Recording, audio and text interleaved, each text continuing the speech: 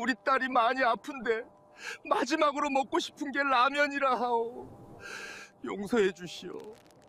어둠이 짙게 깔린 국경 강변에서 김성호는 등에 진 보따리가 어깨를 파고들어도 걸음을 멈출 수가 없었습니다.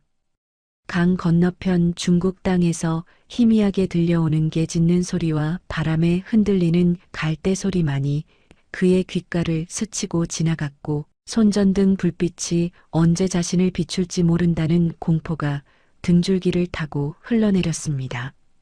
보따리 속에는 중국에서 넘어온 물건들이 가득 들어 있었고 만약 경비병에게 발각된다면 그 자리에서 총살당하거나 정치범 수용소로 끌려갈 것이 분명했지만 그는 발걸음을 늦추지 않았습니다.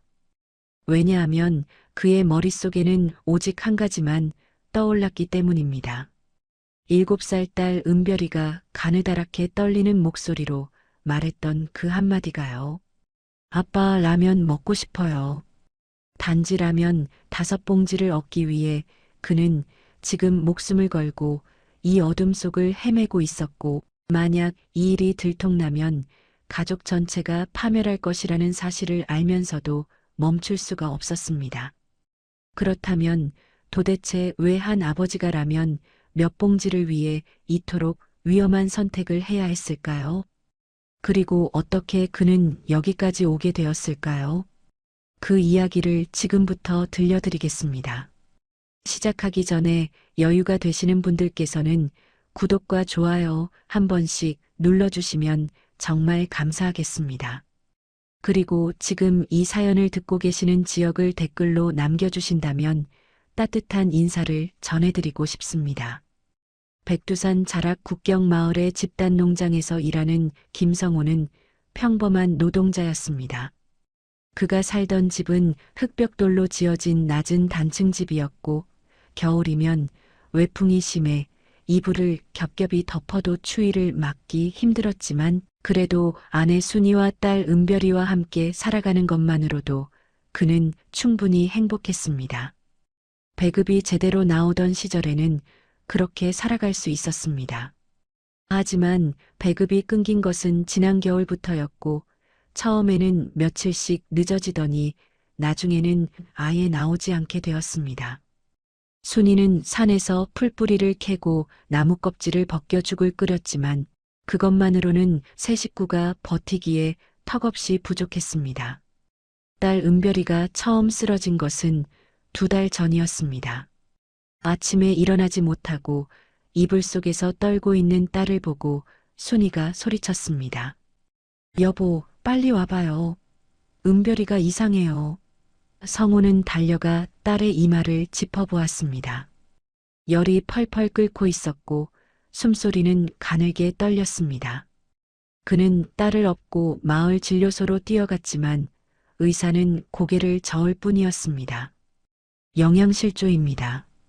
제대로 된 음식을 먹여야 하는데 지금 여기에는 약도 없고 할 수 있는 게 없어요. 그날부터 은별이는 하루하루 말라갔습니다. 통통했던 볼은 움푹 들어갔고 눈은 점점 생기를 잃어갔습니다. 순이는 밤마다 울면서 딸의 손을 잡았고 성우는 무력한 자신이 견딜 수 없이 미웠습니다. 그렇게 한 달이 흘렀고 은별이는 거의 말을 하지 않게 되었습니다. 어느 날 밤 은별이가 갑자기 작은 목소리로 말했습니다. 아빠 라면 먹고 싶어요. 그 목소리는 너무나 가늘어서 성우는 처음에 잘못 들은 줄 알았습니다. 은별아, 뭐라고 했어? 딸이 다시 한번 말했습니다. 중국에서 온다는 그 라면요. 옆집 아주머니가 먹었다고 했어요. 정말 맛있대요. 성우의 가슴이 무너져 내렸습니다. 라면, 그것은 이 마을에서는 꿈 같은 이야기였습니다. 중국 쪽에서 밀수로 넘어온다는 그 음식을 마을 사람들은 입만 살살 녹인다고 했지만 가격은 보통 사람들이 감히 생각할 수도 없는 수준이었습니다. 은별아, 아빠가 구해줄게. 꼭 먹여줄게. 성우는 딸의 머리를 쓰다듬으며 약속했고 순이는 옆에서 눈물을 닦았습니다. 다음 날 성우는 국경 강변에서 밀수를 하는 박 씨를 찾아갔습니다. 박 씨는 마을에서도 소문난 사람이었습니다. 중국 쪽 조선족들과 연결되어 물건을 넘겨받아 팔았고 돈이 되는 일이라면 무엇이든 했습니다. 성우가 박 씨의 집 앞에 섰을 때 문 안에서 담배 연기가 새어나왔습니다.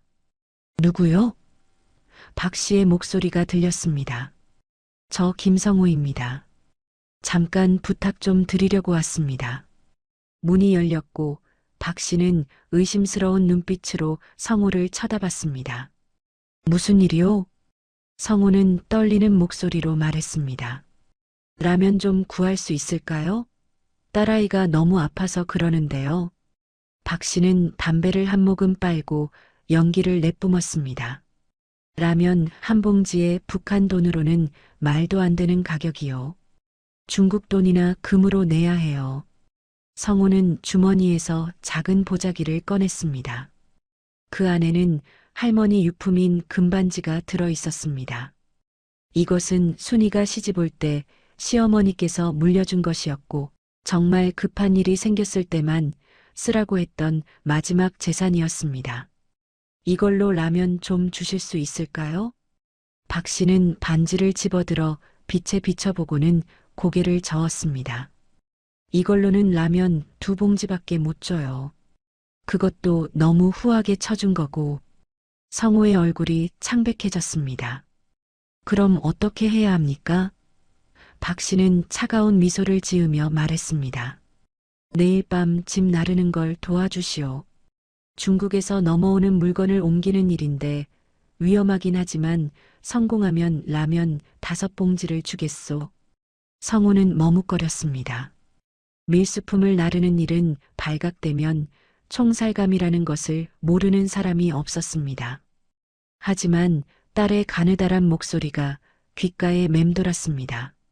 아빠 라면 먹고 싶어요. 그는 천천히 고개를 끄덕였습니다. 알겠습니다.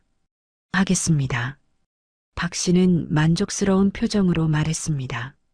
내일 밤 11시 강변 버드나무 밑에서 만나요. 늦으면 안 돼요. 성우는 집으로 돌아가는 길 내내 발걸음이 무거웠습니다. 어둠 속에서 자신의 그림자조차 낯설게 느껴졌고 방금 자신이 무슨 약속을 한 것인지 실감이 나지 않았습니다. 집 문을 열자 순이가 촛불을 켜고 앉아 있었고 그녀의 눈빛에는 기대와 불안이 뒤섞여 있었습니다. 어떻게 됐어요? 성우는 한참을 망설이다가 천천히 입을 열었습니다. 라면 5봉지를 구할 수 있어요. 내일 밤에 일을 하나 도와주면 된다고 했어요. 순이는 남편의 표정을 살폈습니다.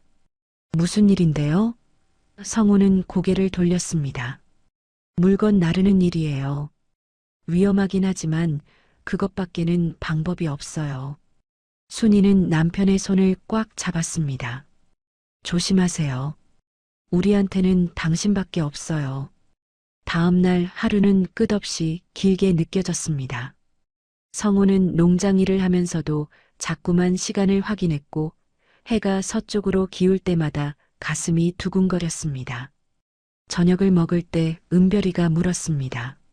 아빠 라면 언제 먹어요? 성우는 딸의 머리를 쓰다듬었습니다. 곧이야. 아빠가 꼭 구해올게. 딸은 희미하게 웃었고 그 웃음이 성우에게는 세상 무엇과도 바꿀 수 없는 보물처럼 느껴졌습니다. 밤 10시가 되자 성우는 검은색 옷으로 갈아입고 집을 나섰습니다. 순이가 문 앞까지 따라 나왔고 그녀는 아무 말 없이 남편을 껴안았습니다. 꼭 돌아와요. 성우는 고개를 끄덕이고 어둠 속으로 걸어 들어갔습니다. 마을을 벗어나 강변으로 가는 길은 평소에도 인적이 드물었지만 이 시간에는 더욱 적막했습니다. 바람이 불 때마다 풀잎 스치는 소리가 마치 누군가 뒤따라오는 것처럼 들렸고 성우는 자꾸만 뒤를 돌아봤습니다.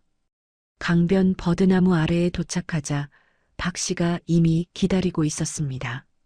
그 옆에는 낯선 남자 둘이 서 있었고 그들의 눈빛은 차갑고 날카로웠습니다. 왔군요. 늦지 않았네. 박 씨가 말했습니다. 저기 보이는 덤불 뒤에 짐이 있어요. 그걸 여기까지 날라오면 돼요. 경비병 순찰 시간은 제가 다 알고 있으니 걱정 말고 빨리 움직이기만 하면 됩니다. 성우는 고개를 끄덕이고 강변을 따라 걸어갔습니다. 강물 소리가 귓가를 스치고 지나갔고 건너편 중국 땅에서 희미한 불빛이 보였습니다.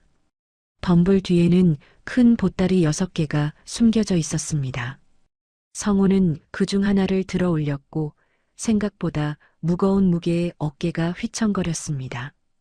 안에 무엇이 들어있는지는 몰랐지만 아마도 중국에서 넘어온 생필품이나 밀수품일 것이라고 짐작했습니다. 그는 보따리를 등에 지고 조심스럽게 걸음을 옮겼습니다.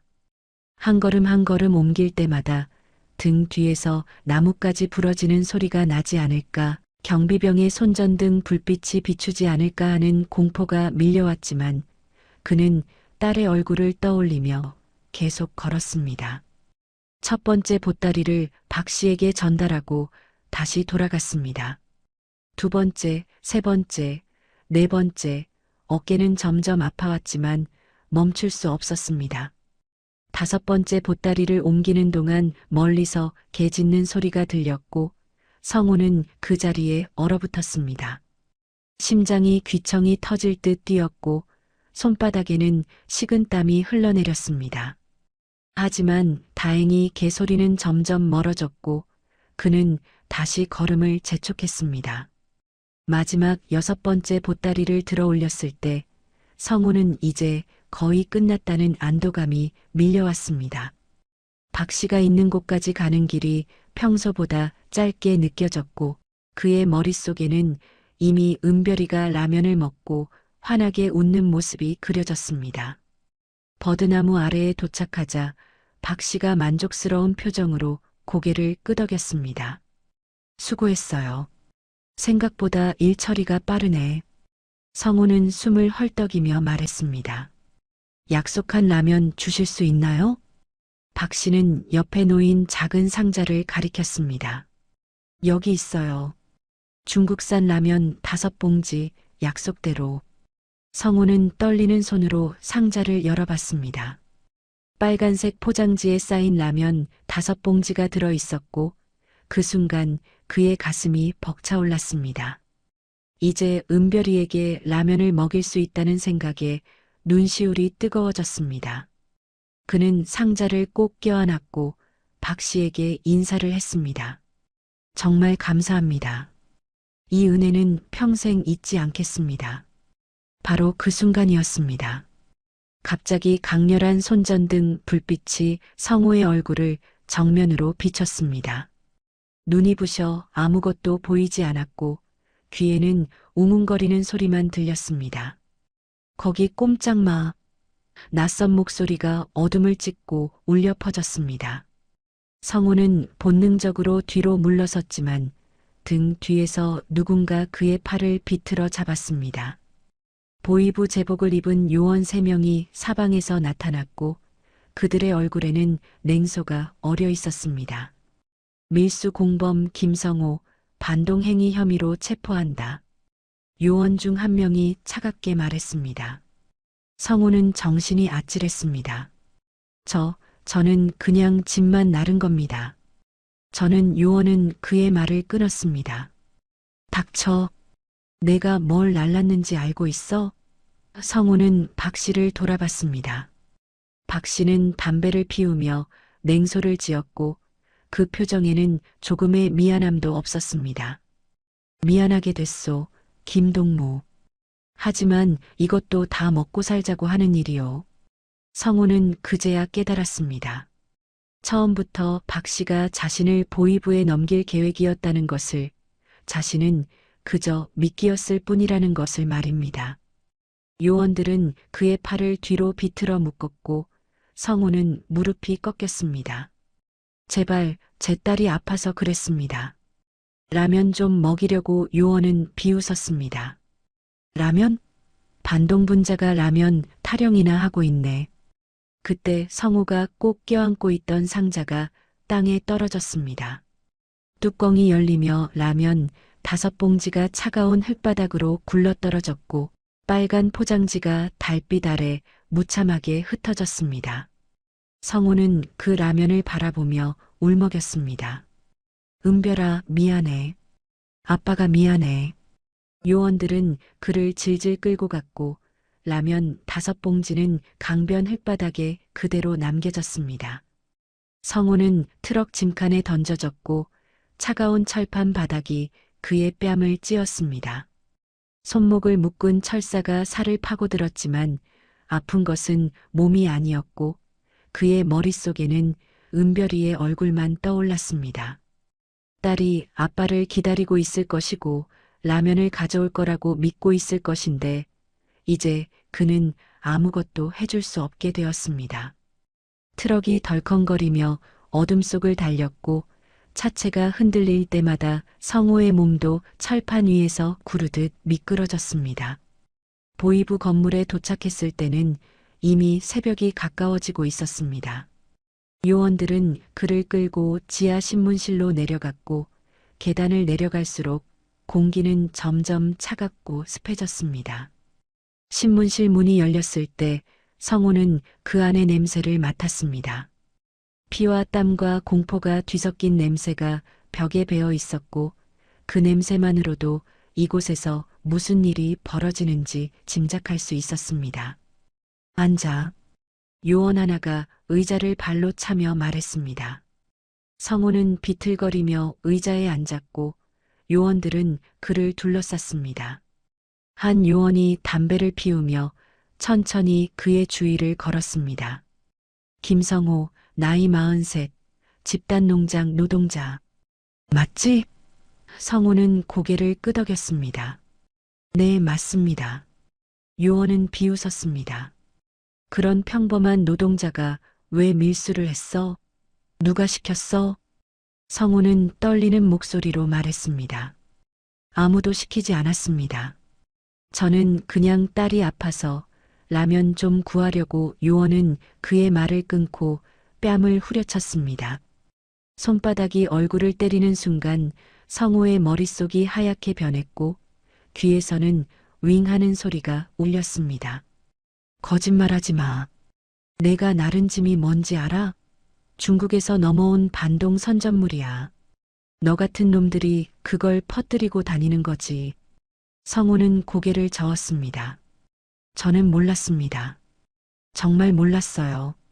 박 씨가 그냥 짐 나르면 라면을 준다고 해서 다른 요원이 그의 머리채를 잡고 뒤로 젖혔습니다. 박 씨? 그 새끼도 이미 자백했어. 내가 중국 쪽 조선족들과 연결되어 있다고 말이야. 성우는 억울함에 목이 메었습니다. 아닙니다. 저는 정말 아무것도 모릅니다. 제 딸이 영양실조로 죽어가고 있어서 라면 한 봉지라도 먹이려고 한 거예요. 요원은 성우의 머리를 벽에 찧었습니다. 뒤통수가 시멘트 벽에 부딪히는 순간 눈앞에 별이 쏟아졌고 따뜻한 액체가 목덜미를 타고 흘러내렸습니다. 딸 타령 그만해. 반동분자 새끼가 가족 운운하면서 동정이나 받으려고? 성우는 정신을 잃을 것 같았지만 간신히 버텼습니다. 제발 믿어주세요. 저는 정말 또 한 대가 날아왔습니다. 이번에는 옆구리였고 갈비뼈가 부러지는 소리가 들렸습니다. 신문은 밤새 계속됐습니다. 요원들은 번갈아가며 그를 때렸고 물을 끼얹고 잠을 재우지 않았습니다. 성우는 자백하지 않았습니다. 아니, 자백할 것이 없었습니다. 그는 정말로 아무것도 몰랐고 단지 딸을 위해 짐을 날랐을 뿐이었습니다. 하지만 요원들은 그의 말을 믿지 않았고 계속해서 다그쳤습니다. 중국 쪽 연락책이 누구야? 이름대. 저는 모릅니다. 정말 모릅니다. 사흘이 지났을 때 성우는 더 이상 사람 같지 않았습니다. 얼굴은 피범벅이 되었고 눈은 퉁퉁 부어 제대로 뜨기도 힘들었습니다. 갈비뼈 여러 개가 부러졌고 숨을 쉴 때마다 날카로운 통증이 가슴을 찔렀습니다. 요원들도 지쳤는지 더 이상 때리지 않고 그를 독방에 던져 넣었습니다. 썩어 있어. 어차피 내 운명은 정해졌으니까. 독방은 사람 하나 겨우 누울 정도로 좁았고 창문도 없었습니다. 바닥은 축축했고 벽에서는 곰팡이 냄새가 났습니다. 성우는 그 좁은 공간에 웅크리고 앉아 딸을 생각했습니다. 은별이는 지금쯤 무얼 하고 있을까? 아빠가 돌아오기를 기다리고 있을까? 아니면 이미 포기했을까? 순이는 얼마나 걱정하고 있을까?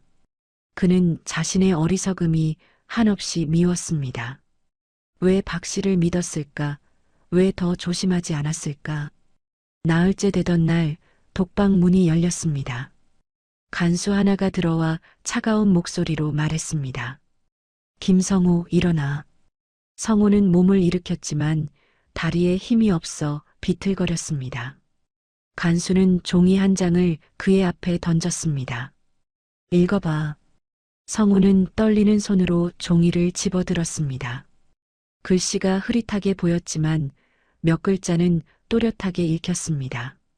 반동 및 밀수 공모 혐의, 사형 집행. 성우의 손에서 종이가 떨어졌습니다. 간수는 계속 말했습니다. 사흘 뒤 오전 10시 마을 광장에서 공개 처형에 처한다. 유족 면회는 내일 한번 허락된다. 문이 닫혔고 성우는 그 자리에 주저앉았습니다. 사형, 공개 처형. 그 단어들이 머릿속을 맴돌았지만 실감이 나지 않았습니다. 자신이 정말 죽는다는 것이, 은별이를 다시는 볼 수 없다는 것이 믿기지 않았습니다. 밤이 되자 독방은 더욱 차가워졌습니다. 성우는 벽에 기대 앉아 눈을 감았습니다.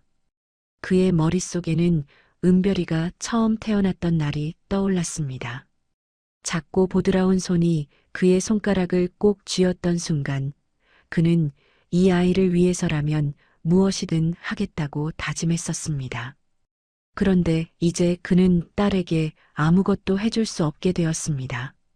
라면 한 봉지도 먹이지 못하고 죽어가는 것입니다. 다음 날 오후 간수가 다시 문을 열었습니다. 면회 시간이다. 나와. 성우는 비틀거리며 일어섰고 복도를 따라 걸어갔습니다. 면회실에는 철창이 쳐져 있었고 그 너머에 순이가 서 있었습니다. 그녀는 남편의 모습을 보자마자 손으로 입을 막았습니다. 여보, 성우는 철창을 붙잡고 말했습니다. 미안해. 정말 미안해. 은별이는 어때? 순이는 눈물을 훔쳤습니다. 많이 아파요. 당신이 안 오니까 계속 열만 펄펄 끓고 아빠 어디 갔냐고 매일 물어요. 성우의 눈에서 눈물이 흘러내렸습니다. 은별이한테 전해줘. 아빠가 미안하다고, 아빠가 못난 아빠라서 미안하다고. 순이는 고개를 저었습니다. 당신은 잘못 없어요. 이 세상이 잘못된 거예요. 면회 시간은 짧았습니다. 간수가 시간이 다 됐다고 말했고 순이는 철창에 손을 대며 마지막으로 말했습니다. 당신 나 믿어요. 내가 방법을 찾을게요. 꼭 찾을 거예요. 성우는 고개를 저었습니다. 순이야, 위험한 생각하지 마. 은별이를 부탁해. 순이는 대답하지 않고 뒤돌아섰고 그녀의 뒷모습이 문 밖으로 사라졌습니다. 성우는 다시 독방으로 돌아왔습니다. 이틀 뒤면 공개 처형이었고 그는 마을 사람들이 지켜보는 앞에서 총살당할 것입니다. 그는 벽에 기대 앉아 생각했습니다. 이것이 끝인가? 라면 한 봉지 때문에 이렇게 끝나는 것인가? 딸의 웃는 얼굴을 다시는 볼 수 없는 것인가? 어둠 속에서 그의 눈물만이 조용히 흘러내렸습니다. 순이는 교도소를 나서면서 남편의 부서진 얼굴을 지울 수가 없었습니다. 철창 너머로 본 그 사람은 더 이상 자신이 알던 성우가 아니었고 피투성이가 된 얼굴과 퉁퉁 부은 눈은 마치 이미 죽은 사람처럼 보였습니다. 그녀는 걸으면서도 다리에 힘이 들어가지 않았고 하늘은 너무나 맑고 푸른데 자신의 세상만 무너지고 있다는 생각이 들었습니다. 집으로 가는 길에 마을 사람들이 수군거리는 소리가 들렸습니다. 김성우 집사람 아니야? 남편이 밀수하다 잡혔다던데. 공개 처형당한대. 그 집은 이제 끝났어. 순이는 그 말들을 못 들은 척하고 걸음을 재촉했습니다. 집에 도착했을 때 은별이가 이불을 뒤집어 쓰고 누워 있었고 작은 몸에서는 뜨거운 열기가 느껴졌습니다. 순이는 딸의 이마를 짚어봤습니다. 손바닥이 데일 정도로 뜨거웠고 딸은 가느다란 신음소리를 냈습니다. 엄마, 아빠는 언제 와요? 순이는 눈물을 참으며 말했습니다. 곧 와. 조금만 기다려. 은별이는 다시 눈을 감았고 숨소리는 점점 가늘어졌습니다. 순이는 딸의 손을 잡고 앉아 있다가 문득 결심했습니다. 이대로 남편이 죽고 딸마저 잃을 수는 없다고, 무엇이든 해야 한다고. 그녀는 일어나 방 구석으로 갔고 마룻바닥 한 귀퉁이를 들어 올렸습니다. 그 아래 작은 천 보자기가 숨겨져 있었고 그 안에는 중국 돈 몇 장이 접혀 있었습니다. 이것은 친정 어머니가 돌아가시기 전에 몰래 건네준 것이었고 어머니는 당신의 손을 꽉 쥐며 말했었습니다. 순이야, 이건 정말 급한 일이 생겼을 때만 써. 내가 살아야 할 때가 오면 그때 쓰는 거야. 순이는 그 돈을 품에 넣고 밖으로 나섰습니다. 해는 이미 서쪽으로 기울고 있었고 그녀는 국경 쪽으로 향했습니다. 마을 사람들 사이에서 소문으로만 떠도는 브로커를 찾아야 했습니다. 국경을 넘게 해준다는 사람, 돈만 있으면 중국으로 탈출시켜준다는 그 사람을 만나야 했습니다. 그녀는 강변 근처 허름한 집들 사이를 헤맸고 몇 사람에게 조심스럽게 물어봤습니다. 혹시 중국으로 넘어가는 길을 아시는 분 계신가요? 사람들은 고개를 저으며 빨리 가라고 손짓했습니다. 그런 소리 하다가 잡혀가요. 빨리 가요. 해가 완전히 지고 어둠이 내렸을 때 한 노파가 순이를 불렀습니다. 당신 정말 그쪽 사람 찾는 거요? 순이는 고개를 끄덕였습니다. 네, 급한 일이 있어서요. 노파는 주위를 살피고 작은 목소리로 말했습니다. 강변에서 두 번째 집, 거기 가서 박 씨를 찾으라고 하세요. 하지만 조심하세요. 그 사람은 돈만 밝히는 사람이니까요. 순이는 노파가 가리킨 집으로 갔습니다. 낡은 목조 건물이었고 문틈으로 희미한 불빛이 새어나왔습니다.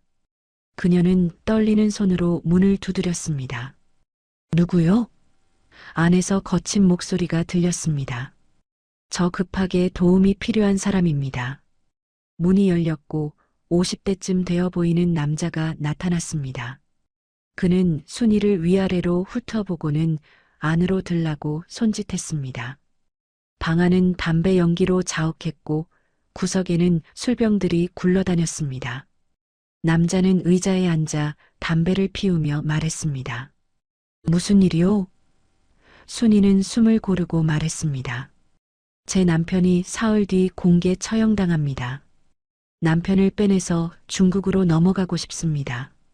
남자는 비웃었습니다. 처형 직전 죄수를 빼낸다고? 미쳤소? 순이는 품에서 중국 돈을 꺼내 테이블 위에 놓았습니다. 이게 제가 가진 전부입니다. 제발 도와주세요. 남자는 돈을 집어들고 세어봤습니다. 이것으로는 턱없이 부족해요. 식구 셋이 중국으로 넘어가려면 이것의 10배는 있어야 하고 게다가 교도소에서 사람을 빼낸다는 건 불가능에 가까운 일이요. 순이는 무릎을 꿇었습니다. 제발이요. 제 딸이 지금 죽어가고 있어요. 남편마저 잃으면 저희는 살 수가 없어요. 남자는 담배 연기를 뿜으며 한참을 생각했습니다. 그리고 천천히 입을 열었습니다. 한 가지 방법은 있어.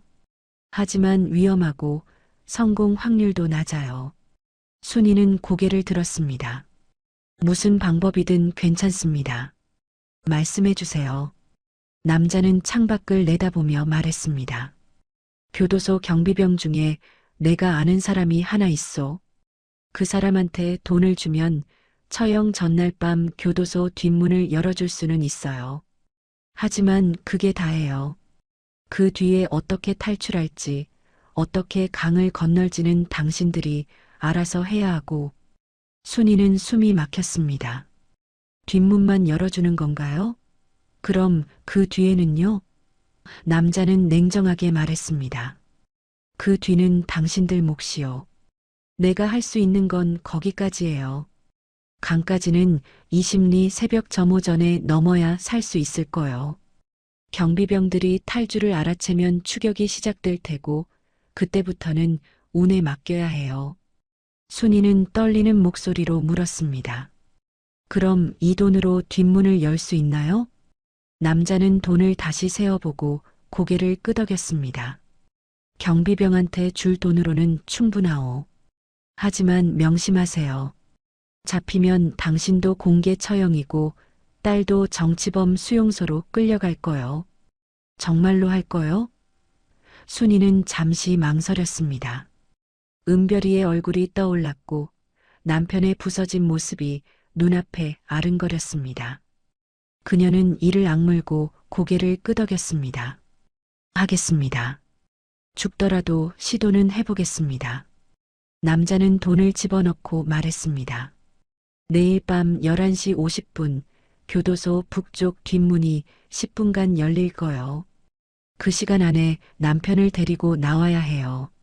늦으면 문은 다시 잠기고 다시는 기회가 없어요. 순이는 떨리는 손으로 테이블을 짚고 일어섰습니다. 감사합니다. 정말 감사합니다. 남자는 그녀를 돌아보며 마지막으로 말했습니다. 감사는 살아남고 나서 하시오. 그리고 하나 더, 강을 건널 때 보트는 없을 거요. 헤엄쳐서 건너야 해요. 물살이 세니까 조심하시오. 순이는 집으로 돌아왔습니다. 은별이는 여전히 열에 시달리고 있었고 순이는 젖은 수건으로 딸의 이마를 닦아줬습니다. 은별아, 조금만 참아. 엄마가 아빠 데리고 올게. 우리 함께 살 거야. 딸은 희미하게 눈을 뜨고 엄마를 바라봤습니다. 엄마, 정말이요? 순이는 고개를 끄덕이며 딸을 안았습니다. 정말이야. 약속할게. 그날 밤 순이는 잠을 이룰 수 없었습니다. 내일 밤이면 모든 것이 결정될 것이고 성공하면 살고 실패하면 죽을 것입니다. 그녀는 창밖을 내다보며 생각했습니다. 이것이 과연 옳은 선택인가? 딸까지 위험에 빠뜨리는 것은 아닌가? 하지만 다른 방법은 없었습니다. 남편이 죽고 나면 자신과 딸은 반동 가족으로 낙인 찍혀 평생 감시받고 살아야 할 것이고 은별이는 제대로 치료받지 못한 채 죽어갈 것입니다. 그녀는 결심했습니다. 내일 밤 모든 것을 걸고 탈출하겠다고. 다음 날 아침 순이는 평소처럼 일어나 은별이에게 죽을 끓여 먹였습니다. 딸은 몇 숟가락 먹지 못하고 다시 누웠고 순이는 딸의 이마에 손을 얹고 기도했습니다. 제발 오늘 밤까지만 버텨달라고, 조금만 더 힘을 내달라고. 낮 동안 그녀는 집안을 정리했습니다. 가져갈 수 있는 것은 많지 않았고 결국 은별이의 작은 옷 몇 벌과 물병 하나 그리고 남편의 낡은 점퍼만 보따리에 넣었습니다. 이웃 사람들이 지나가며 인사를 건넸지만 순이는 제대로 대답하지 못했습니다. 그들은 내일이면 자신의 남편이 광장에서 총살당하는 것을 보러 올 사람들이었고 순이는 그 사실을 생각할 때마다 목구멍이 조여왔습니다. 해가 지고 어둠이 내리기 시작했을 때 순이는 은별이를 깨웠습니다. 은별아, 일어나야 해. 우리 아빠 만나러 가야 돼. 딸은 축 늘어진 몸으로 일어났고 순이는 딸에게 두꺼운 옷을 입혔습니다. 엄마, 추워요. 어디 가요? 순이는 딸의 손을 잡고 조용히 말했습니다. 응, 먼 곳으로 가는 거야. 은별이가 아프지 않을 수 있는 곳으로. 딸은 고개를 끄덕였고 순이는 딸을 등에 업었습니다. 밤 11시가 되자 순이는 집 문을 열고 밖으로 나섰습니다. 마을은 고요했고 가로등도 없어 어둠만이 사방을 감쌌습니다. 은별이는 엄마 등에서 가느다란 숨을 쉬었고 그 작은 몸의 무게가 순이의 어깨를 짓눌렀습니다. 교도소까지는 1시간 거리였고 순이는 사람들 눈에 띄지 않도록 뒷골목과 산길을 택했습니다.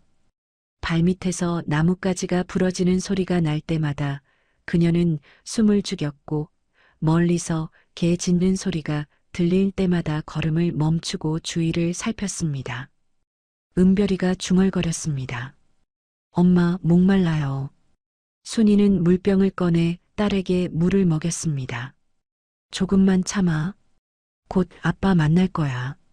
딸은 다시 엄마 등에 얼굴을 묻었고 순이는 계속 걸었습니다.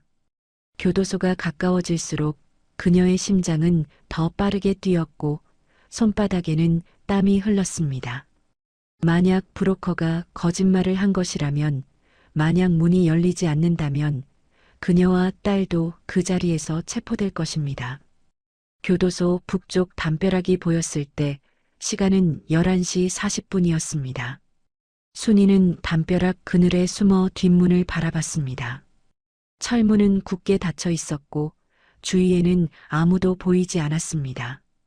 그녀는 은별이를 조심스럽게 내려놓고 딸의 손을 잡았습니다. 은별아, 조용히 있어야 해. 알았지? 딸은 고개를 끄덕였고 순이는 시계를 확인했습니다.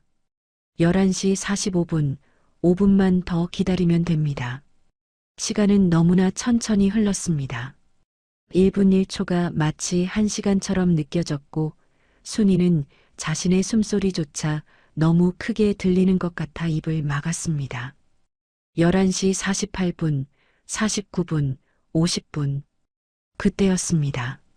철문에서 삐걱하는 소리가 났고 문이 천천히 열리기 시작했습니다. 순이는 숨을 참았습니다. 문틈으로 희미한 불빛이 새어나왔고 그 안에서 비틀거리는 사람의 그림자가 나타났습니다. 성호였습니다. 그는 피투성이 얼굴로 문 밖으로 나왔고 다리에 힘이 없어 벽을 붙잡고 걸었습니다. 순이는 달려가 남편을 붙잡았습니다. 여보, 나예요. 순이에요. 성호는 아내의 얼굴을 보고 눈을 크게 떴습니다.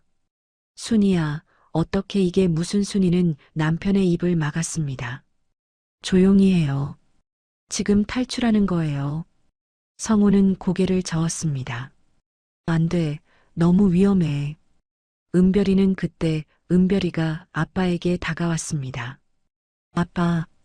성호는 딸을 보고 눈물이 쏟아졌습니다. 그는 딸을 껴안았고 딸의 뜨거운 몸을 느꼈습니다. 은별아, 은별아. 순이가 남편의 팔을 잡아 끌었습니다.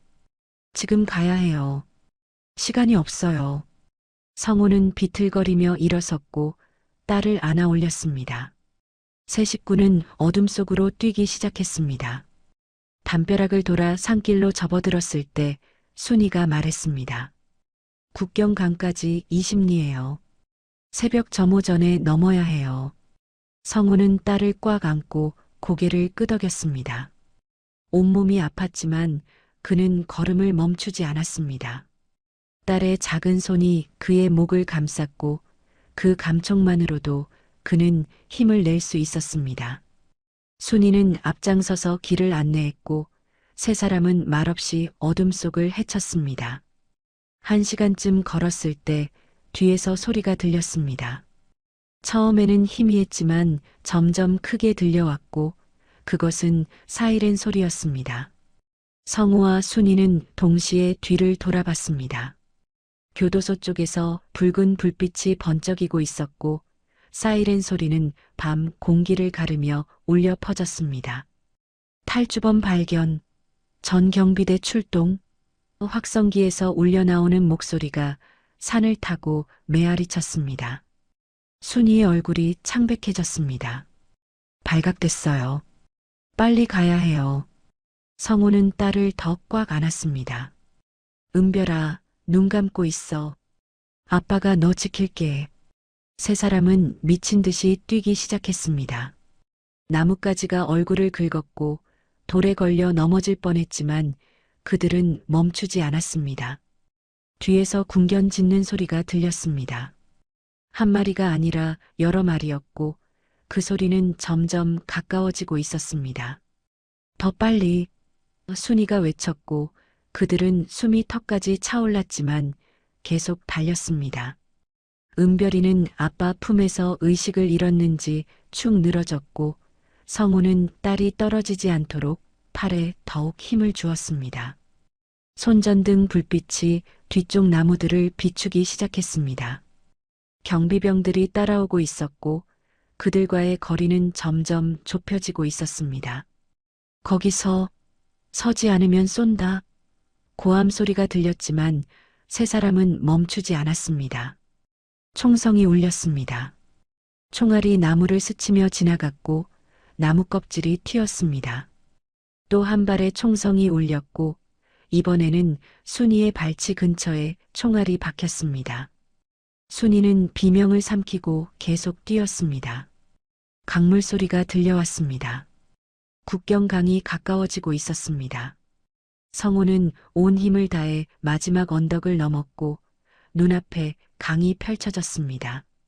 달빛 아래 물결이 일렁이고 있었고 건너편에는 중국 땅이 보였습니다. 순이가 강변으로 내려가며 주위를 살폈습니다. 보트가 없어요. 약속했던 보트가 없어요. 성우는 딸을 내려다봤습니다. 은별이의 얼굴은 창백했고 입술은 파래져 있었습니다. 그는 이를 악물었습니다. 괜찮아. 우리가 헤엄쳐서 건너면 돼. 순이가 물었습니다. 은별이는요? 은별이 상태로 물에 들어가면 성우는 아내의 손을 잡았습니다. 내가 은별이 지킬게. 당신은 내 뒤를 따라와. 저 강만 건너면 우리 살 수 있어. 뒤에서 궁견 소리가 더욱 가까워졌습니다.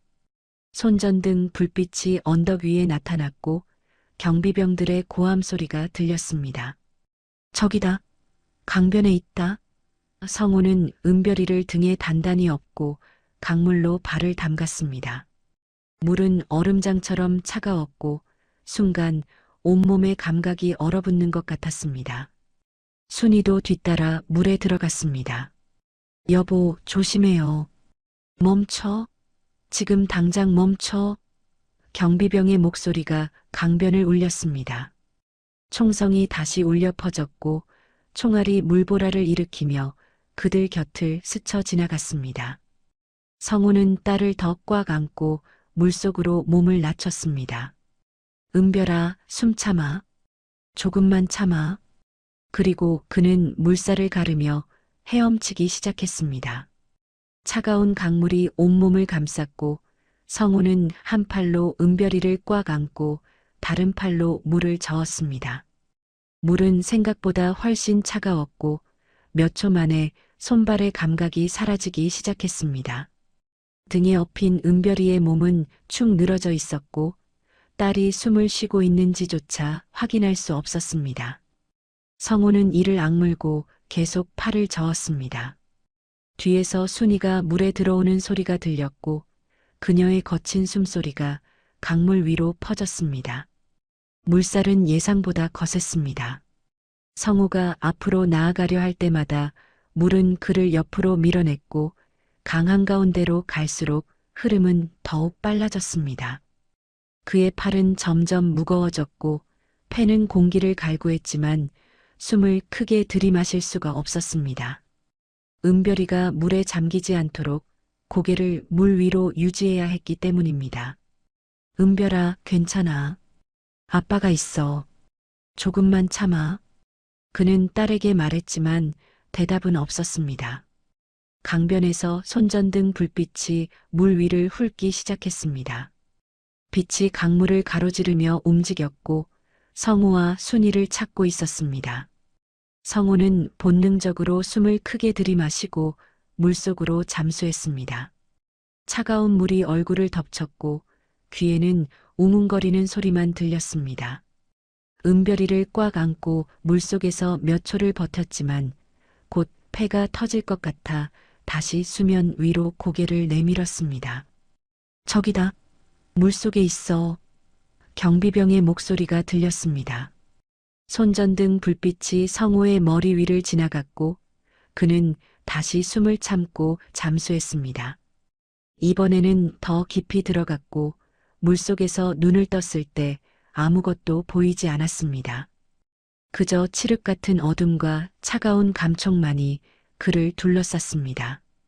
은별이의 몸이 그의 품에서 미끄러지려 했고 그는 황급히 딸을 더 꽉 안았습니다. 수면 위로 다시 올라왔을 때 총성이 울렸습니다. 총알이 물을 뚫고 들어와 거품을 일으켰고 성우의 옆을 스쳐 지나갔습니다. 그는 딸의 머리를 자신의 어깨에 묻고 계속 헤엄쳤습니다. 순이의 목소리가 뒤에서 들렸습니다. 여보, 괜찮아요? 성우는 대답할 여유가 없었습니다. 그저 팔을 저을 뿐이었습니다. 강 한가운데쯤 왔을 때 성우는 자신의 한계를 느꼈습니다. 팔이 더 이상 움직이지 않으려 했고 다리는 경련을 일으켰습니다. 물을 삼켰고 목구멍이 따갑게 쓰렸습니다.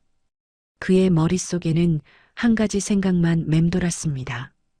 이대로 가라앉는 건 아닐까?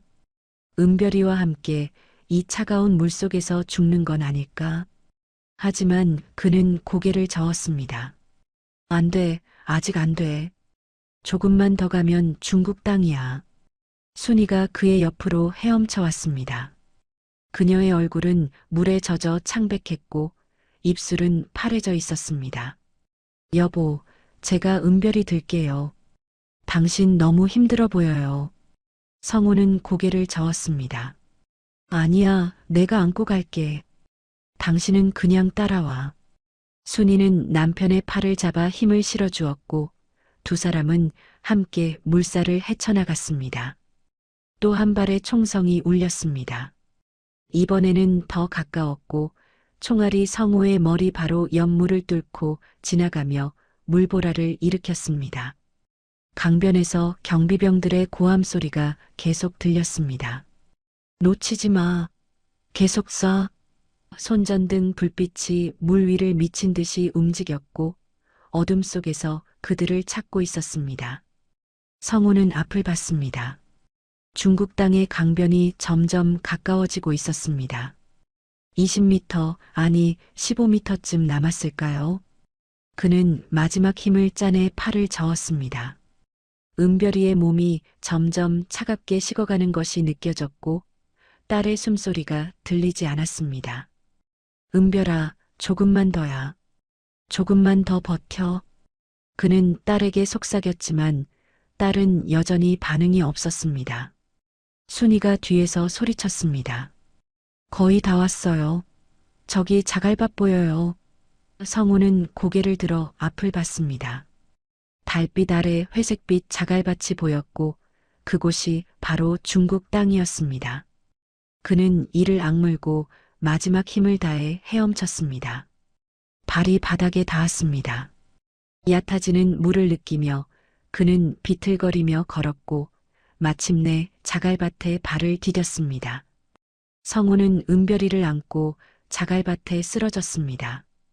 온몸에서 힘이 빠져나갔고 숨이 목구멍을 긁으며 들어왔습니다. 순이도 물에서 기어나와 옆에 쓰러졌습니다. 세 사람은 그대로 자갈 위에 누워 숨을 헐떡였습니다. 강 건너편에서 손전등 불빛이 여전히 움직이고 있었고 경비병들의 목소리가 들렸습니다. 강을 건넜다. 중국 쪽으로 넘어갔어.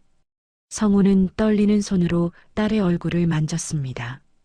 은별이의 피부는 얼음처럼 차갑고 입술은 파랗게 질려 있었습니다. 그는 딸의 코에 손을 대봤습니다. 숨이 느껴지지 않았습니다. 은별아, 은별아. 그는 딸을 흔들었지만 딸은 움직이지 않았습니다. 순이가 기어와 딸을 확인했습니다. 여보, 은별이가 숨을 안 쉬어요. 성호의 머릿속이 하얗게 변했습니다. 딸이 숨을 쉬지 않는다는 것이 믿기지 않았고 방금까지 헤엄쳐 왔는데 이제 와서 딸을 잃을 수는 없었습니다. 안 돼, 안 돼. 그는 딸을 평평한 자갈 위에 눕히고 귀를 딸의 가슴에 댔습니다. 희미하게 심장 소리가 들렸습니다. 아직 죽지 않았습니다. 아직 살릴 수 있습니다. 강 건너편에서 또 총성이 울렸습니다. 총알이 자갈밭에 박혔고 돌파편이 튀었습니다. 경비병들은 여전히 그들을 쫓고 있었지만 이제 강을 건너올 수는 없었습니다. 국경을 넘었기 때문입니다. 하지만 성호에게는 그것이 중요하지 않았습니다.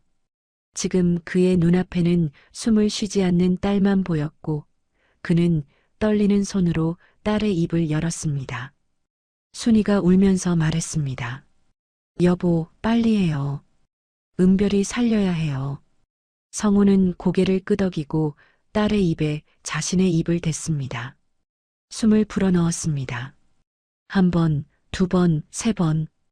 딸의 가슴이 올라갔다 내려갔지만 스스로 숨을 쉬지는 않았습니다. 순이는 떨리는 손으로 딸의 가슴을 눌렀습니다. 은별아, 엄마 목소리 들려? 은별아. 성호는 계속 숨을 불어넣었습니다. 6번, 7번, 8번. 그의 눈에서 눈물이 흘러내렸고 딸의 차가운 뺨 위로 떨어졌습니다. 은별아, 제발. 아빠 말 들려? 제발 눈 떠봐. 하지만 딸은 여전히 반응이 없었고 작은 몸은 축 늘어져 있었습니다. 강물 소리만이 어둠 속에서 계속 흘러갔고 달은 차갑게 세 사람을 내려다보고 있었습니다. 성호는 딸의 입에 다시 입을 댔습니다. 9번째, 10번째, 그는 숨을 불어넣을 때마다 자신의 생명까지 딸에게 전해주려 했고 폐 속의 공기가 다 빠져나갈 때까지 숨을 밀어 넣었습니다. 순이는 딸의 가슴을 계속 눌렀고 그녀의 손은 떨렸지만 멈추지 않았습니다. 은별아, 제발. 엄마 목소리 들려? 엄마야, 은별아. 하지만 딸의 작은 몸은 여전히 차갑고 축 늘어져 있었고 파란 입술은 달빛 아래 더욱 창백하게 보였습니다. 11번째, 12번째, 성호의 머릿속은 하얗게 비어갔습니다. 그는 더 이상 생각할 수조차 없었고 그저 본능적으로 숨을 불어넣을 뿐이었습니다. 그의 눈에서는 계속 눈물이 흘러내렸고 딸의 얼굴 위로 떨어졌습니다. 순이는 가슴을 누르다가 딸의 손을 잡고 울먹였습니다. 은별아, 엄마가 미안해. 이렇게 춥고 무서운 곳으로 데리고 와서 미안해. 제발 눈 떠봐. 제발. 강 건너편에서는 여전히 손전등 불빛이 움직이고 있었고 경비병들의 목소리가 들렸지만 점점 멀어지고 있었습니다. 그들은 더 이상 강을 건너올 수 없었고 그저 불빛으로 자갈밭을 비출 뿐이었습니다.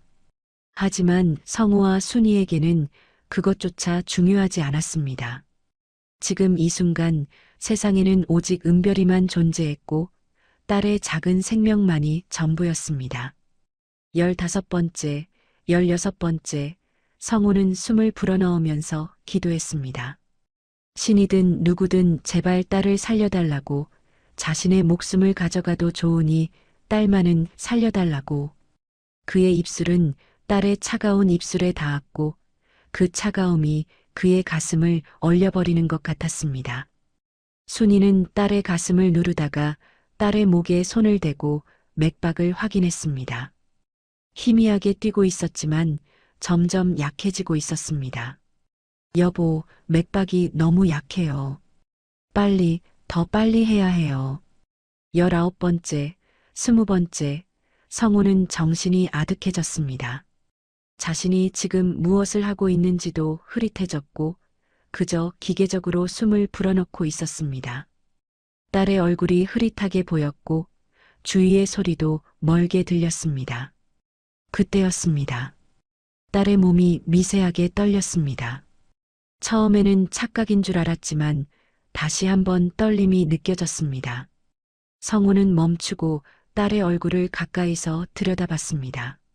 순이도 숨을 죽이고 딸을 바라봤습니다. 그 순간 은별이의 목구멍에서 작은 소리가 났습니다. 컥 하는 소리였고 딸의 몸이 경련하듯 움직였습니다. 성우는 황급히 딸을 옆으로 눕히고 등을 두드렸습니다. 은별아, 뱉어내. 뱉어내야 해. 은별이의 입에서 물이 쏟아져 나왔습니다. 강물과 함께 삼켰던 것들이 토해져 나왔고 딸은 격렬하게 기침했습니다. 그 기침 소리가 성우에게는 세상에서 가장 아름다운 소리로 들렸습니다. 순이는 딸의 등을 문지르며 울었습니다. 은별아, 그래, 다 뱉어내. 괜찮아, 엄마 여기 있어. 은별이는 물을 다 토해내고 가느다란 숨을 들이마셨습니다. 작고 약한 숨소리였지만 그것은 분명히 살아있는 사람의 숨소리였습니다. 성우는 딸을 다시 안아 올렸고 딸의 얼굴을 자세히 봤습니다. 은별이의 눈꺼풀이 천천히 떨렸고 희미하게 눈을 뜨기 시작했습니다. 아빠, 아주 작은 목소리였지만 분명히 들렸습니다. 은별아. 성우는 딸을 꽉 껴안았고 목이 메어 더 이상 말을 할 수 없었습니다. 순이도 두 사람을 껴안았고 세 식구는 차가운 자갈밭 위에서 울었습니다. 눈물이 멈추지 않았고 그 눈물은 슬픔이 아니라 안도와 기쁨의 눈물이었습니다. 딸은 살아있었습니다. 기적이 일어났습니다. 은별이는 아빠 품에서 가느다란 목소리로 말했습니다. 아빠, 추워요. 성우는 웃으며 울었습니다. 그래, 추울 거야. 근데 괜찮아. 이제 괜찮아. 순이는 젖은 옷을 벗기고 자신의 옷으로 딸을 감쌌습니다. 딸의 몸은 여전히 차갑지만 점점 따뜻해지고 있었고 숨소리도 조금씩 안정되어 갔습니다. 강 건너편에서는 손전등 불빛이 이제 거의 보이지 않았습니다. 경비병들이 포기하고 돌아가는 것 같았습니다. 국경을 넘었기 때문에 더 이상 쫓아올 수 없었고 세 사람은 이제 북한 땅이 아닌 중국 땅에 있었습니다. 자유로운 땅에 도착한 것입니다. 하지만 자유는 아직 완전하지 않았습니다. 중국 공안에게 발각되면 다시 북한으로 송환될 수 있었고 그렇게 되면 이번에는 정말 끝이었습니다. 성우는 딸을 안고 일어섰습니다. 이제 가야 해. 여기 있으면 위험해. 순이도 일어났고 두 사람은 비틀거리며 자갈밭을 벗어나 숲 쪽으로 걸어갔습니다. 온몸이 젖어 있었고 바람이 불 때마다 뼛속까지 추위가 파고들었지만 그들은 계속 걸었습니다. 은별이는 아빠 품에서 작은 목소리로 중얼거렸습니다. 아빠, 우리 어디 가요? 안전한 곳으로 가는 거야. 은별이가 아프지 않을 수 있는 곳으로. 성우는 딸에게 말했고 딸은 고개를 끄덕였습니다. 세 사람은 어둠 속을 걸었고 나무 그늘 아래서 잠시 쉬었습니다. 성우는 딸을 무릎에 앉히고 온기를 나눠주려 했고 순이는 주위를 살피며 혹시 사람이 오는지 확인했습니다. 새벽이 가까워지고 있었습니다. 동쪽 하늘이 희미하게 밝아지기 시작했고 어둠이 조금씩 물러나고 있었습니다. 성우는 딸의 이마를 짚어봤습니다. 여전히 열이 있었지만 아까보다는 조금 내려간 것 같았습니다. 은별이는 아빠 품에서 잠이 들었고 규칙적인 숨소리를 냈습니다. 그 소리를 들으며 성우는 안도의 한숨을 쉬었습니다. 순이가 남편의 손을 잡았습니다. 여보, 우리 해냈어요. 성우는 고개를 끄덕였습니다. 응, 해냈어. 은별이 살렸어. 두 사람은 서로를 바라보며 웃었습니다. 그들의 얼굴은 피곤과 고통으로 일그러져 있었지만 눈빛만은 살아 있었습니다. 희망이 있었습니다. 숲속 어디선가 새소리가 들렸습니다. 아침을 알리는 새들의 지저김이 고요한 숲을 채웠고 그 소리는 마치 새 사람을 환영하는 것 같았습니다. 성우는 하늘을 올려다봤습니다. 구름 사이로 햇살이 비치기 시작했고 따뜻한 빛이 나무 사이로 스며들었습니다. 그는 딸을 더 꽉 안았습니다. 은별아, 이제 괜찮아. 아빠가 너 지킬게. 꼭 지킬게. 멀리서 자동차 소리가 들렸습니다. 성우와 순이는 긴장하며 소리가 나는 쪽을 봤습니다. 혹시 중국 공안일까요? 아니면 조선족 주민일까요? 그들은 숨을 죽이고 기다렸습니다. 자동차 소리는 점점 가까워지고 있었고 이제 그들의 운명이 다시 한번 결정될 순간이 다가오고 있었습니다. 성우는 은별이를 더 꽉 안고 나무 뒤로 몸을 숨겼습니다. 순이도 남편 옆으로 바짝 붙었고 세 사람은 숨을 죽인 채 소리가 나는 쪽을 바라봤습니다. 자동차는 비포장도로를 따라 덜컹거리며 다가왔고 헤드라이트 불빛이 나무 사이로 번쩍이며 스쳐 지나갔습니다. 엔진 소리가 멈췄습니다. 차 문이 열리는 소리가 들렸고 발소리가 자갈을 밟으며 가까워졌습니다. 이쪽에 있다고 했는데 낯선 남자의 목소리가 들렸습니다.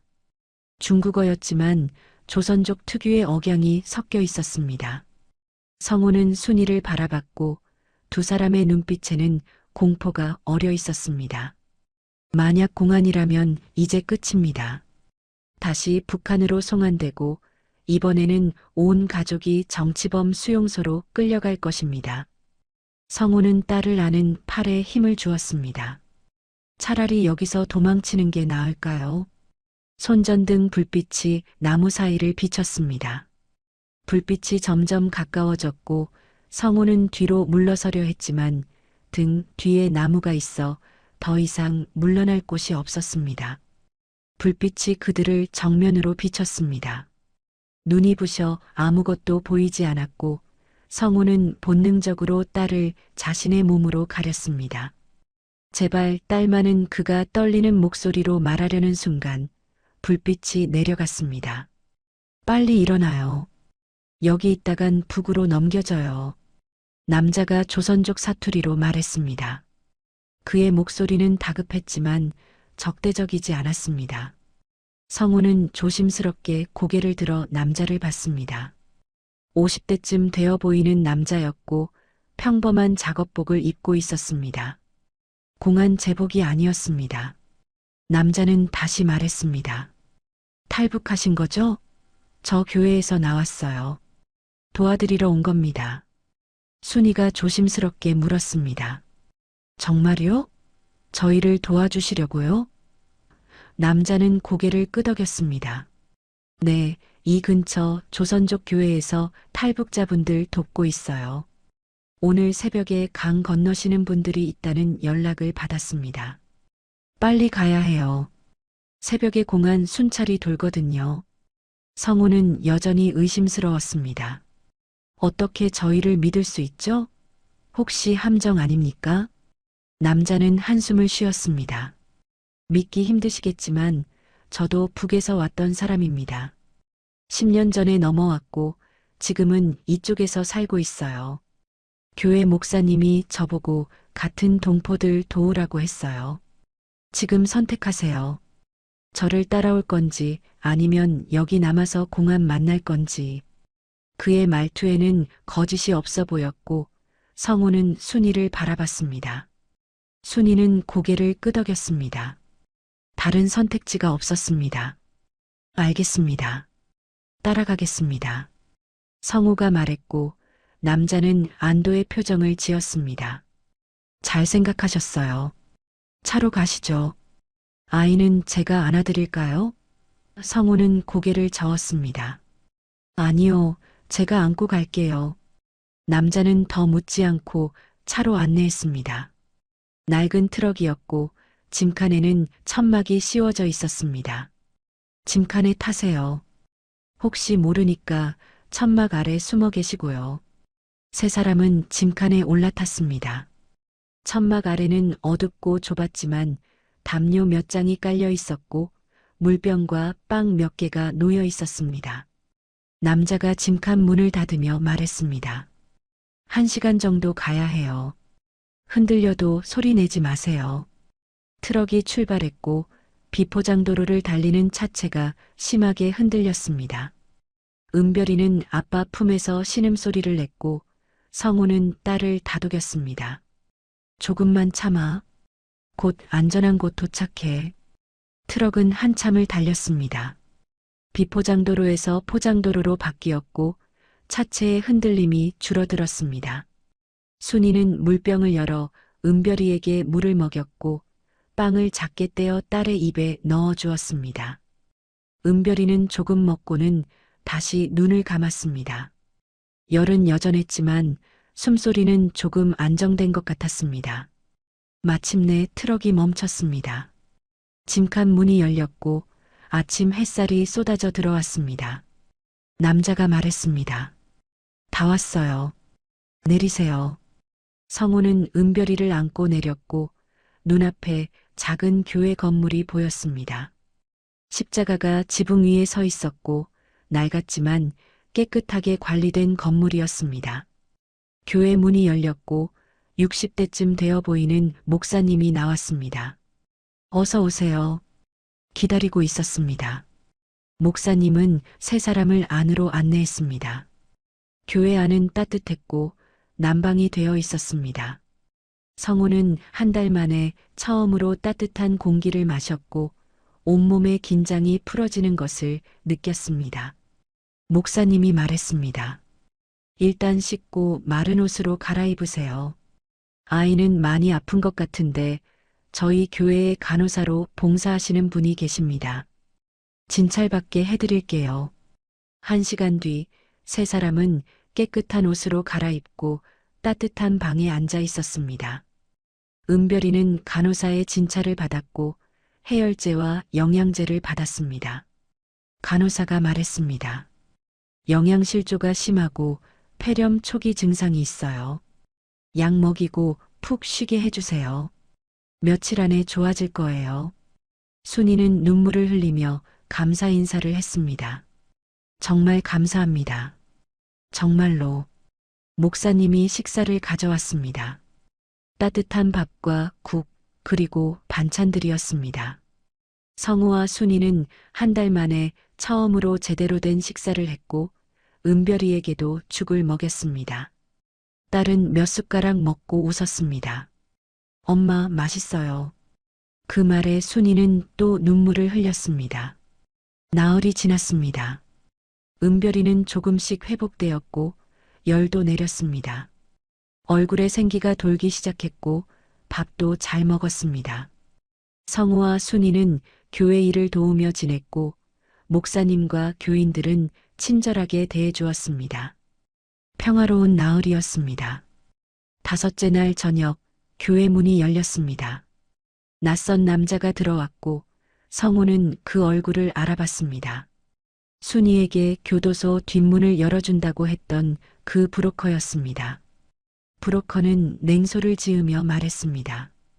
편안히 지내셨나요? 이제 빚 갚을 시간입니다. 성우는 긴장했습니다. 무슨 말씀이신지. 브로커가 말했습니다. 교도소 경비병한테 준 돈, 그리고 여기까지 오는데 든 비용 다 합치면 상당히 큰 돈이에요. 갚아야죠. 순이가 나섰습니다. 저희 돈 다 드렸잖아요. 브로커는 비웃었습니다. 그건 계약금이었어요. 이제 본격적으로 한국까지 가려면 더 많은 돈이 필요하죠. 몽골 거쳐서 가는 루트인데 1인당 2만 위안입니다. 셋이면 6만 위안이고요. 성우의 얼굴이 창백해졌습니다. 그런 돈이 어디 있습니까? 브로커는 냉정하게 말했습니다. 그건 당신들 문제고요. 돈 없으면 여기 남아 계시든지 아니면 중국 공안한테 신고해서 북으로 보내질지 선택하세요. 일주일 드릴게요. 일주일 안에 돈 마련 못하면 거래 끝입니다. 그는 돌아서서 나갔고 교회 안은 침묵에 휩싸였습니다.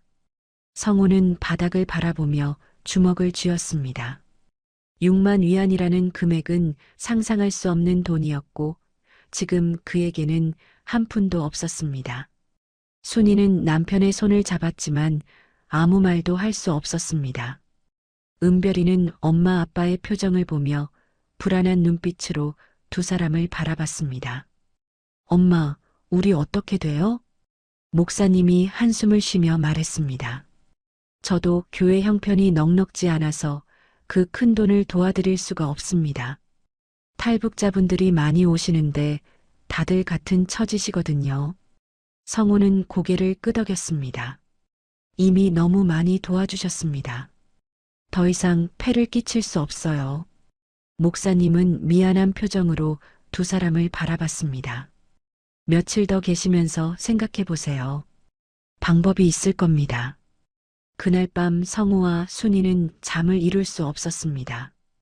은별이는 옆에서 편안하게 잠들어 있었지만 두 사람은 천장만 바라보며 생각에 잠겼습니다. 성우가 작은 목소리로 말했습니다. 여기 남는 것도 방법일까요?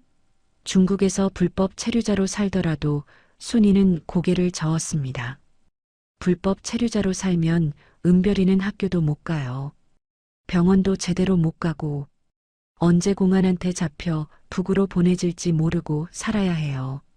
순이는 일어나 작은 보따리를 가져왔습니다. 그 안에는 탈출할 때 챙긴 것들이 들어 있었고 그녀는 천천히 하나하나 꺼냈습니다. 낡은 옷가지, 물병, 그리고 작은 천보자기 하나. 보자기를 풀자 금반지 하나가 나왔습니다. 성우가 처음 박 씨에게 주려 했던 그 금반지였는데 순이가 몰래 다시 가져온 것이었습니다. 이게 남아 있었어요. 그날 밤 급하게 나오면서 챙겼어요. 성우는 반지를 들여다봤습니다. 할머니의 유품이었고 가족의 마지막 재산이었습니다. 이것 하나로는 턱없이 부족할 텐데 순이는 자신의 귀에서 귀걸이를 빼냈습니다.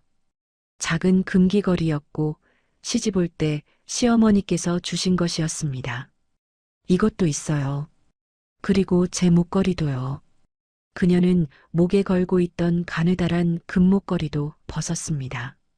세 개의 금이 손바닥 위에 놓였고 달빛 아래 희미하게 빛났습니다. 이게 전부예요. 우리가 가진 전부.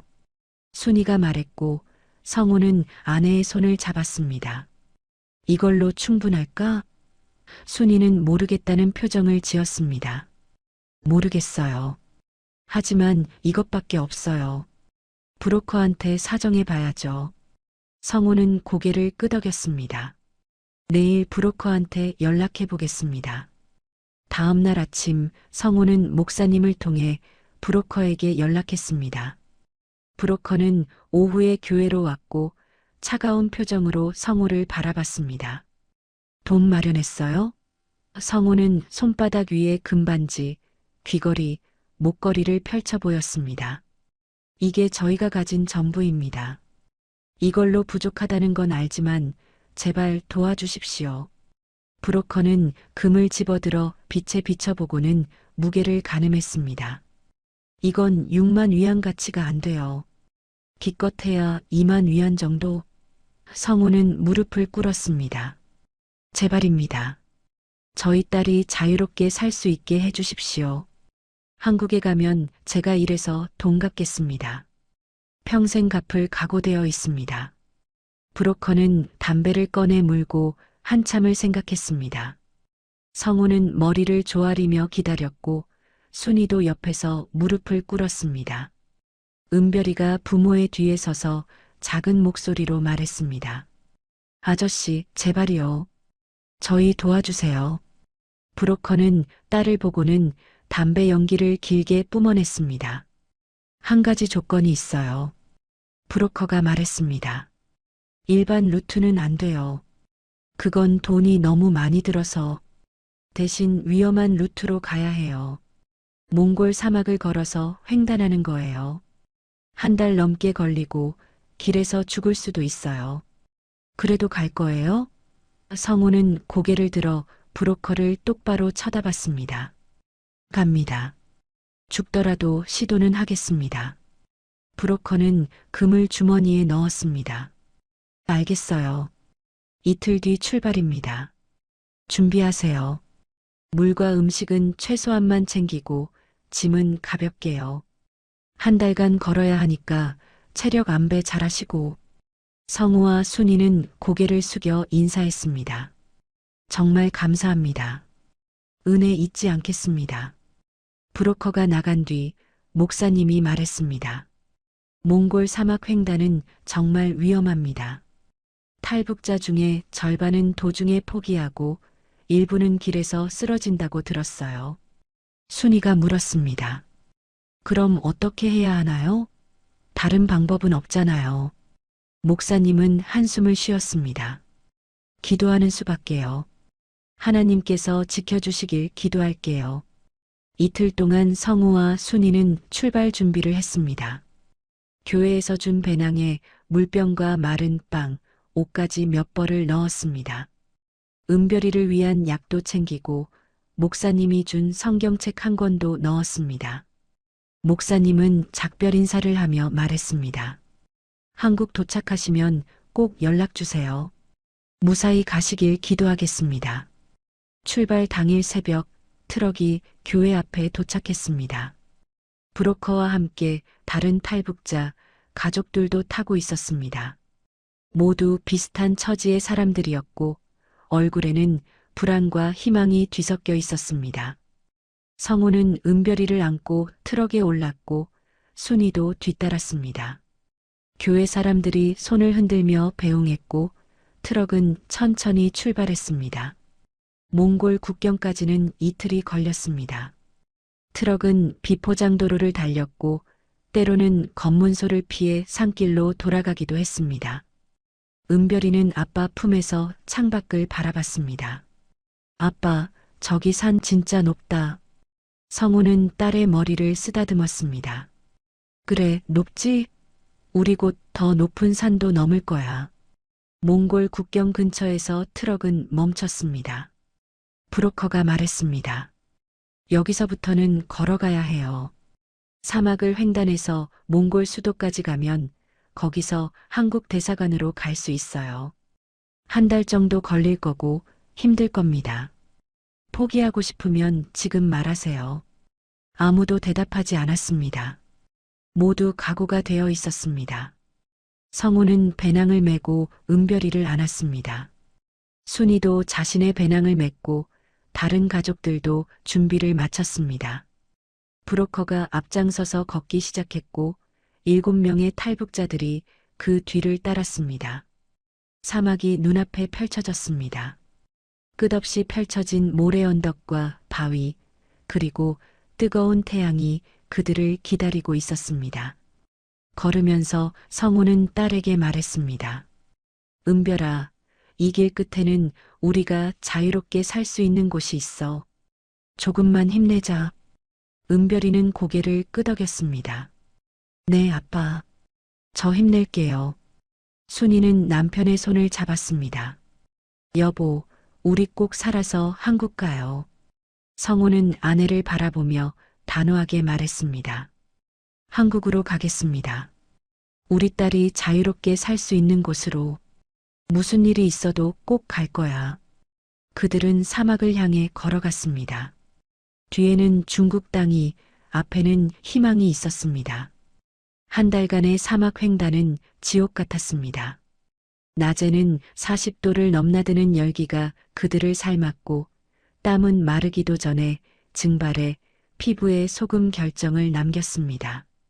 밤에는 영하의 추위가 뼈를 얼렸고 모래 위에 누워도 잠이 오지 않았습니다. 물은 항상 부족했고 배급받은 하루 2병으로는 목마름을 채울 수 없었습니다. 입술은 갈라져 피가 났고 발바닥에는 물집이 잡혔다 터지기를 반복했습니다. 은별이는 처음 며칠은 아빠 등에 업혀 사막을 건넜지만 일주일쯤 지나자 스스로 걷겠다고 고집을 부렸습니다. 아빠도 힘들잖아요. 저 이제 걸을 수 있어요. 작은 다리로 모래 언덕을 넘는 딸을 보며 성우는 자신보다 강한 아이라고 생각했습니다. 때로는 모래 폭풍이 불어 앞이 보이지 않았고 일행은 서로의 옷을 붙잡고 엎드려 폭풍이 지나가기를 기다렸습니다. 어떤 날은 해가 너무 뜨거워 낮 시간 동안 바위 그늘에 숨어 있다가 해가 기울면 다시 걷기 시작했습니다. 함께 출발한 7명 중 한 가족이 2주일 만에 포기하고 돌아갔고 죽느니 북으로 돌아가는 게 낫겠어요라는 말을 남기고 사라졌습니다. 하지만 성우 가족은 멈추지 않았습니다. 순이는 발에 피가 나도 걸었고 성우는 딸을 업고도 다른 사람의 짐을 나눠 들었습니다. 은별이는 힘들 때마다 작은 목소리로 노래를 불렀습니다. 우리 집에 왜 왔니 왔니 왔니 북한에서 배운 동요였지만 이 사막에서는 살아있다는 증거처럼 들렸습니다. 28회째 되던 날 마침내 멀리 도시의 불빛이 보였습니다. 울란바토르였습니다. 일행은 서로를 껴안고 울었고 브로커조차 눈시울을 붉혔습니다. 해냈어요. 살아남았어요. 성우는 딸을 안아 올리고 하늘을 올려다봤습니다. 별이 쏟아질 듯 빛나고 있었고 그 별빛 아래 자신들이 걸어온 사막이 펼쳐져 있었습니다. 그들은 죽음의 땅을 건넜고 이제 새로운 세계의 문턱에 서 있었습니다. 한국 대사관에서 보호를 받는 동안 세 사람은 제대로 된 침대에서 잤고 따뜻한 샤워를 했고 배불리 밥을 먹었습니다. 은별이는 거울을 보고 깜짝 놀랐습니다.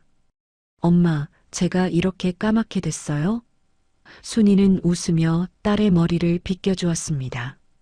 괜찮아. 곧 다시 하얘질 거야.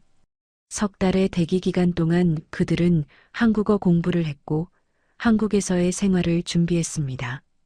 그리고 드디어 비행기 탑승 날짜가 정해졌습니다. 공항으로 가는 차 안에서 은별이가 물었습니다. 아빠, 비행기 타면 무서워요? 성우는 딸의 손을 잡았습니다. 아빠도 처음 타봐서 모르겠어. 근데 우리 같이 타니까 안 무서울 거야. 비행기에 올랐을 때 성우는 좌석 앞 주머니에 있는 안전 안내서를 꺼내 보고 승무원이 나눠주는 담요를 만지며 신기해했습니다. 이 모든 것이 꿈만 같았습니다. 비행기가 이륙하자 은별이는 창밖을 내다보며 환호했습니다. 아빠, 우리가 하늘을 날아요. 구름보다 높이. 성우는 딸과 함께 창밖을 바라봤습니다.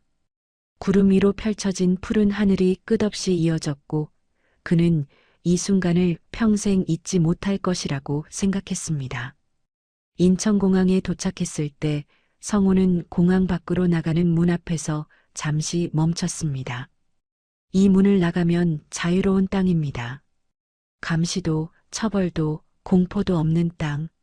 그는 깊게 숨을 들이마시고 문을 밀었습니다. 문이 열리며 바람이 얼굴을 스쳤고 그 바람은 북한에서 느끼던 것과는 완전히 달랐습니다. 순이는 남편의 팔을 잡고 함께 걸었고 은별이는 두 사람 손을 잡고 깡충깡충 뛰었습니다. 엄마, 아빠, 여기 공기가 달라요. 하나원에서의 석 달은 회복의 시간이었습니다. 은별이는 매주 병원에 갔고 의사들은 놀라워했습니다. 이 정도 영양실조면 보통 회복이 더딘데 이 아이는 정말 빨리 좋아지네요. 간호사가 은별이에게 물었습니다. 은별이는 뭐가 제일 먹고 싶어? 은별이는 웃으며 대답했습니다. 라면이요. 그 말에 성우와 순이는 웃었고 간호사도 따라 웃었습니다. 하나원에서 성우는 컴퓨터 교육을 받았고 순이는 요리 수업을 들었습니다. 은별이는 다른 탈북 어린이들과 함께 한국 학교에 적응하는 법을 배웠습니다. 저녁 시간에 세 사람은 방에 모여 앉아 하루를 이야기했고 내일을 계획했습니다. 아빠, 학교 가면 친구 많이 사귈 수 있을까요? 은별이가 물었고 성우는 확신에 찬 목소리로 대답했습니다. 당연하지. 은별이 얼마나 착한데. 친구들이 줄 설 거야. 정부 지원으로 받은 아파트는 경기도의 작은 도시에 있었습니다. 이사 온 날 세 사람은 빈 거실 바닥에 앉아 창밖을 바라봤습니다. 도시의 불빛이 반짝이고 차들이 오가고 사람들이 자유롭게 걸어다니는 모습이 보였습니다. 여보, 우리 정말 해냈어요. 순이가 말했고 성우는 고개를 끄덕였습니다. 응, 해냈어. 이제 시작이야. 성우는 공장 일자리를 구했습니다. 전자부품 조립 공장이었고 일은 고되었지만 월급은 제때 나왔습니다. 순이는 근처 식당에서 설거지 일을 시작했고 주방 일도 배웠습니다. 은별이는 초등학교에 입학했고 처음에는 남한 억양에 적응하느라 힘들어했지만 한 달쯤 지나자 친구들과 웃으며 뛰어노는 모습이 보였습니다.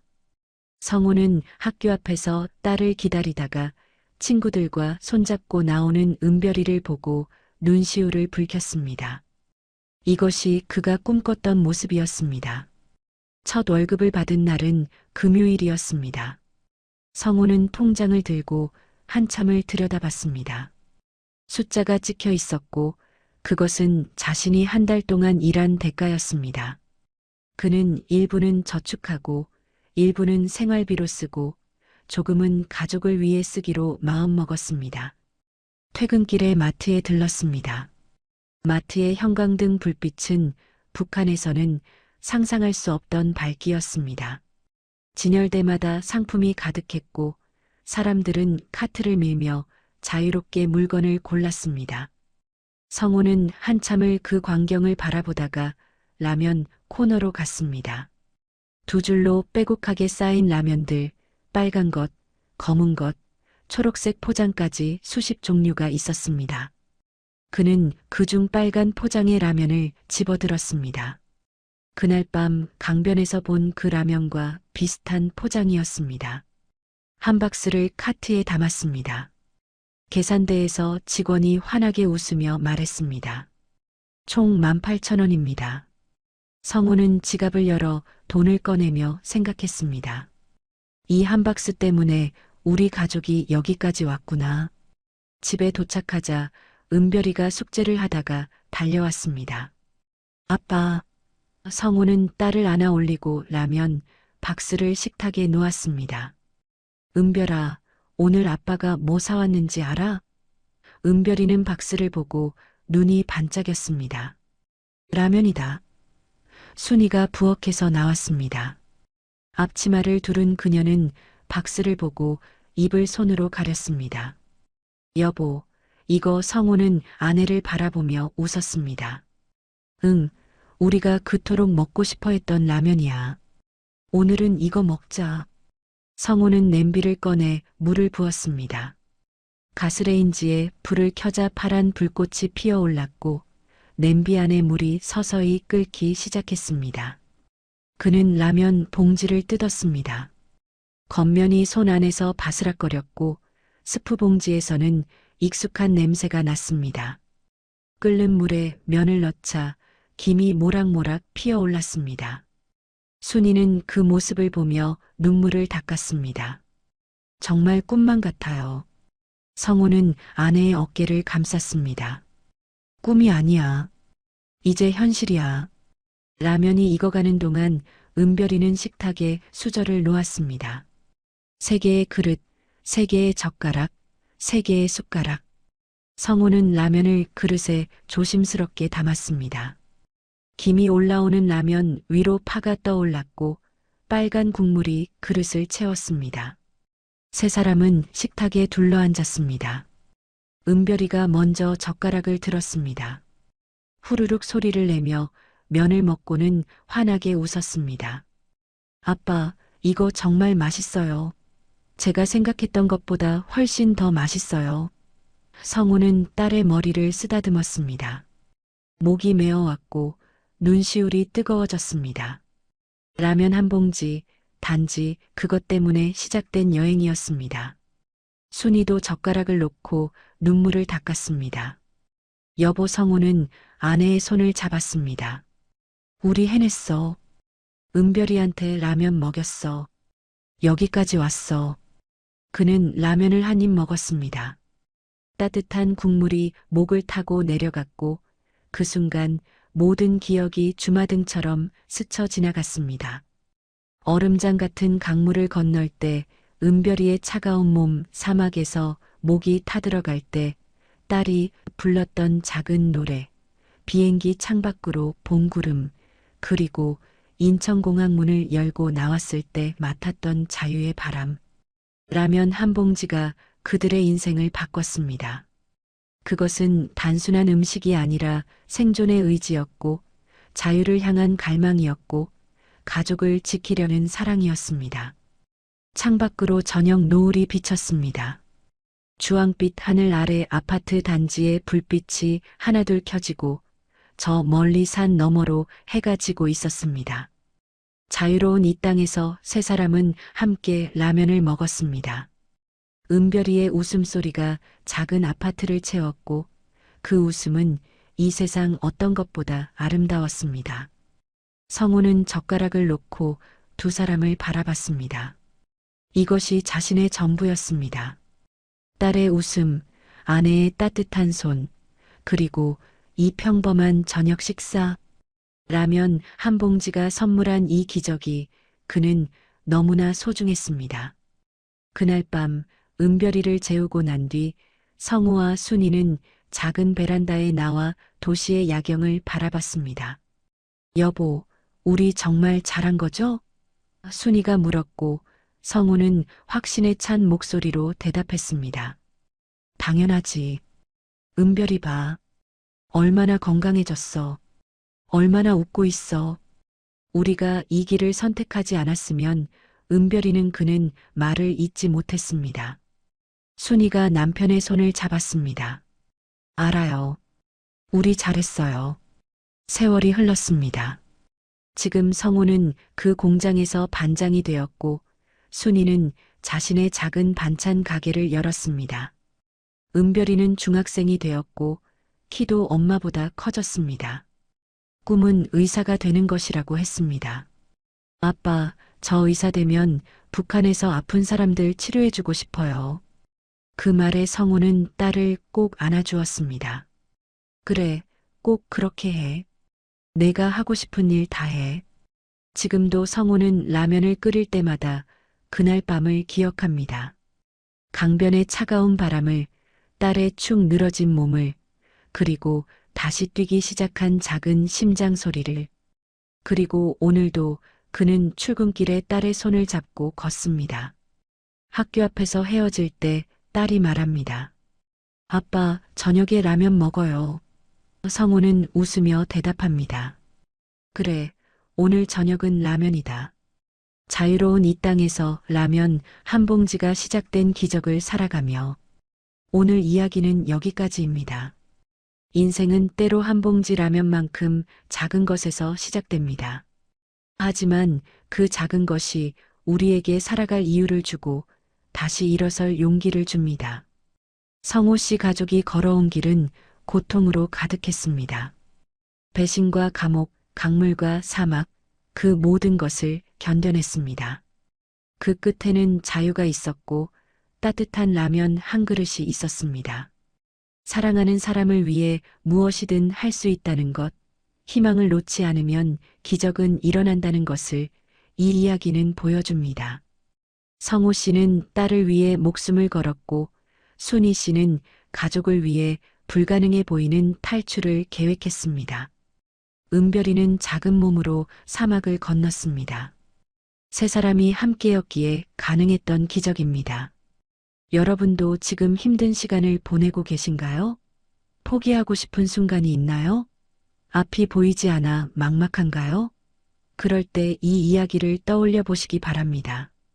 작은 희망 하나가 당신의 인생을 바꿀 수 있습니다.